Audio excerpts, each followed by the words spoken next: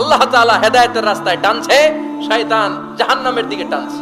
ঘোষণা দেয়া হলো মক্কায়, মুহাম্মদের মাথা কেটে এনে দিলে এত এত স্বর্ণ মুদ্রা দেয়া হবে।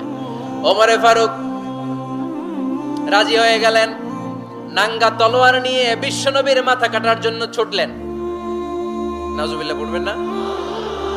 বনু জাহরা গোত্রের এক লোক বলে, আইনা ইয়া আমার, কই যাও? মুহাম্মদের মাথা কাটতে যাই। আরে মুহাম্মদের মাথা কাটতে যাও? তোমার বোন ফাতিমা বিনতে খাত্তাব আর তোমার বোন জামাই সাঈদ কদ সাবা, এরা তো ধর্ম ত্যাগ করে ফেলছে। এটা তো আমাদের ধর্ম ত্যাগ করে মুহাম্মদের ফলোয়ার হয়ে গেছে। আগে ওমর ঘর সামলাও, পরে মুহাম্মদের মাথা কাটতে যেও। ওমর ফারুক অবাক হয়ে গেলেন। তলোয়ার নিয়ে বিশ্বনবীর দিকে না যে নিজের বাড়ির দিকে চলে গেলেন।